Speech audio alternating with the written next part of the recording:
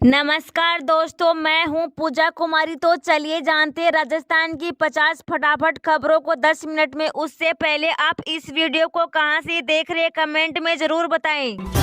पूर्व deputy CM Sachin Pilot ने भजनलाल सरकार को बताया नाम बदलू सरकार। आखिर क्या है इसके पीछे का कारण? राजस्थान में भाजपा की सरकार बनने में भले ही देर लगी हो, पहले सीएम के चुनाव में, फिर मंत्रियों के और फिर उसके बाद विभागों के बंटवारे में, लेकिन आखिरकार सरकार बनी और काम शुरू हो गया। सरकार के आते ही पुरानी सरकार की कुछ योजनाएं बंद कर दी, कुछ फैसले पलट दिए और फिलहाल एक योजना का नाम भी बदल दिया। सरकार की योजना के नाम बदलते ही इस पर राजनीति शुरू हो गई। इसको लेकर सचिन पायलट ने कहा कि सरकार नाम बदलू सरकार है, इसको केवल नाम बदलने से ही काम है। मैं कहता हूं कि अपनी लकीर अपने दम पर खींचो। पायलट के साथ ही कहा कि इंदिरा जी के नाम पर जो योजना है उसका नाम बदल रहे हैं। इंदिरा रसोई का नाम बदलकर श्री अन्नपूर्णा रसोई कर दिया गया।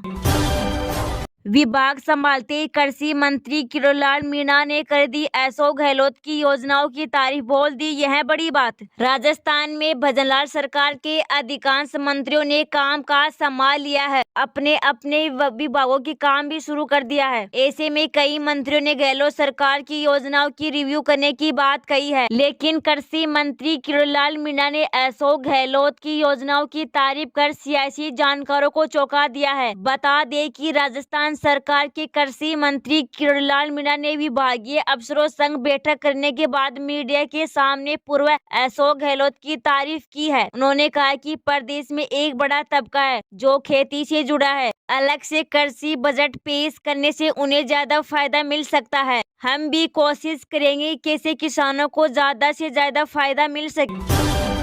रामलला प्राण प्रतिष्ठा के दिन 22 जनवरी को लेकर राजस्थान सरकार ने भी लिया फैसला। देश में दूसरी बार मनेगी दिवाली। अयोध्या के श्री राम मंदिर में रामलला प्राण प्रतिष्ठा महोत्सव को लेकर देश भर में उत्साह है। ऐसे में बड़े बड़े वीआईपी भी वहां पहुंचने वाले हैं। वहीं पीएम मोदी भी कह चुके हैं कि 22 जनवरी को देश में दूसरी बार दिवाली बनेगी और साथ ही उन्होंने लोगों से घरों में दीपक जलाने को भी कहा है। वहीं रामलला प्राण प्रतिष्ठा को लेकर 21 और 22 जनवरी को जयपुर को भी एक आदेश आया है। वो है कि जयपुर के बाजार दिवाली के जैसे रोशनी से जगमग होंगे। इसे लेकर जयपुर डिस्कॉम व्यापारियों को सस्ती बिजली उपलब्ध करवाएगा। इसे लेकर ऊर्जा विभाग ने फाइल चला दी है। मीडिया रिपोर्ट्स की माने तो सामूहिक सजावट के लिए व्यापारियों को सामान्य दर पर बिजली मिल सकेगी। वहीं हेरिटेज नगर निगम सजावट के दौरान बाजारों में विज्ञापन करने के लिए छूट देगा।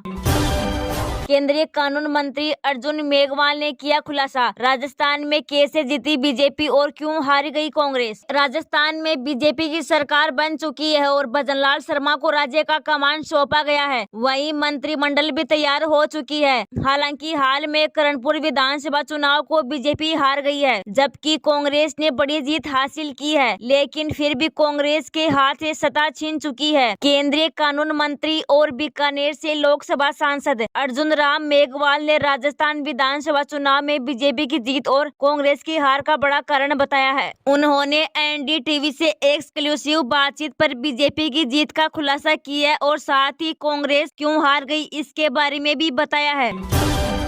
डोटासरा के गढ़ सीकर पहुंचे यूडीएच मंत्री खरा का काजल की कोठरी को चंदन की कोठरी में करेंगे तब्दील। सीकर जिले के श्री माधोपुर विधानसभा क्षेत्र के विधायक जाबर सिंह खरा के यूडीएच मंत्री बनने के बाद पहली बार सीकर आगमन के लिए दौरान जगह जगह स्वागत कार्यक्रम आयोजित किए गए। नगरीय विकास एवं स्वायत्त शासन मंत्री जाबर सिंह खरा रिंगस पहुँचने पर सांसद सुमेधानंद सरस्वती खंडेला, विधायक सुभाष मील के नेतृत्व में भाजपा कार्यकर्ताओं ने स्वागत किया। स्वागत कार्यक्रम के दौरान यूडीएच मंत्री जाबर सिंह खरा ने संबोधित करते हुए कहा कि केंद्र व प्रदेश नेतृत्व के द्वारा जो जिम्मेदारी दी गई है उसका पूरी निष्ठा से निर्वहन करूंगा और जो विभाग मुझे मिला है।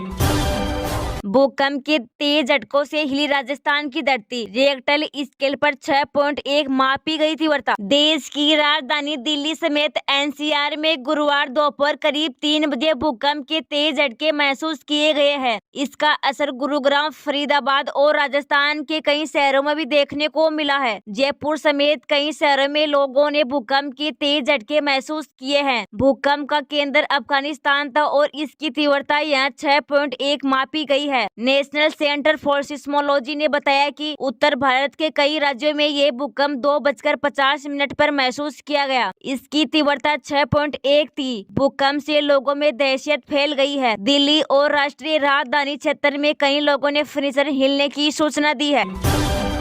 राजस्थान में तापमान को लगातार उतार चढ़ाव हुआ जारी। इन राज्यों में शीतलहर को लेकर जारी किया अलर्ट। प्रदेश में सर्दी का प्रकोप लगातार जारी है। साथ ही तापमान में लगातार उतार चढ़ाव देखने को मिल रहे हैं। जनवरी की शुरुआत से ही कोहरे की चादर प्रदेश के अधिकांश हिस्सों में बिछी रही है, जिससे लोग प्रभावित हो रहे हैं। मौसम विज्ञान केंद्र ने येलो अलर्ट जारी किया है। प्रदेश में लगातार सर्दी का सितम जारी है। पश्चिमी विक्षोभ के गुजरने के बाद मौसम ने करवट ली और कई जिलों का तापमान -डिग्री में पहुंच गया है। मौसम विभाग ने गुरुवार के लिए अधिकांश जिलों में घने कोहरे और कोल्ड डे का अलर्ट जारी किया गया है। बता दिए कि लगातार गिरते तापमान के चलते प्रदेश के कई जिलों में न्यूनतम तापमान -डिग्री में पहुंच गया। मौसम विज्ञान केंद्र के निदेशक राधेश्याम शर्मा ने बताया कि चूरू, सीकर, झुंझुनू, अलवर, हनुमानगढ़, करौली जिलों में आगामी 2-3 दिन शीतलहर या अति शीतलहर की संभावना है। इस दौरान न्यूनतम तापमान कहीं 2 डिग्री सेल्सियस नीचे होने और सुबह के समय पाला जमने की प्रबल संभावना है।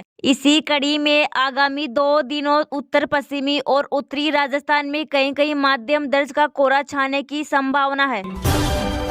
कांग्रेस विधायक सचिन पायलट ने कहा, भावनात्मक मुद्दों की आड़ में राजनीतिक वोट लेना बीजेपी की परंपरा है। राजस्थान के कांग्रेस विधायक सचिन पायलट को पार्टी में नई जिम्मेदारी मिली है। सचिन पायलट को लोकसभा चुनाव के मद्देनजर छत्तीसगढ़ की कमान सौंपी गई है। इस वजह से वह छत्तीसगढ़ दौरे पर है। हालांकि जब वह छत्तीसगढ़ पहुंचे तो उनसे मीडिया ने कांग्रेस के उस फैसले पर सवाल किया जिसे कहा गया कि कांग्रेस अधूरे राम मंदिर के प्राण प्रतिष्ठान में शामिल नहीं होगी। हालांकि इस पर सचिन पायलट ने 10 जनवरी को पहले ही कहा था कि जब उन्हें राम मंदिर जाने का मन होगा वह जाएंगे। वहीं छत्तीसगढ़ में सचिन पायलट ने गुरुवार को एक बार फिर राम मंदिर के मुद्दे पर कांग्रेस के विचार साफ किए हैं, जबकि सचिन पायलट को राम मंदिर की राजनीति के लिए घेरा।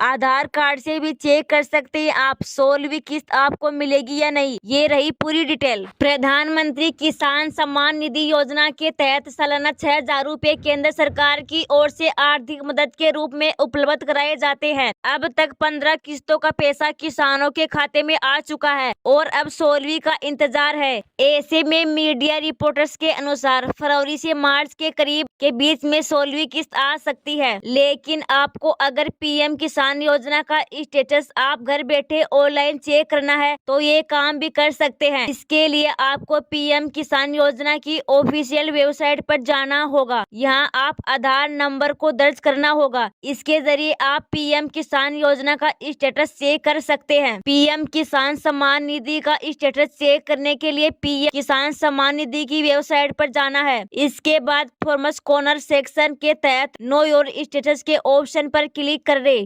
स्थिति चेक करने के लिए अपना आधार नंबर और कैप्चा भर दे। अब आपके सामने पूरी जानकारी आ जाएगी। पीएम किसान योजना की 16वीं किस्त का लाभ लेने के लिए केवाईसी करवाना अनिवार्य है। अगर आपने अब तक केवाईसी नहीं कराया तो तुरंत करवा ले, वरना आपको 16वीं किस्त के पैसे नहीं मिलेंगे।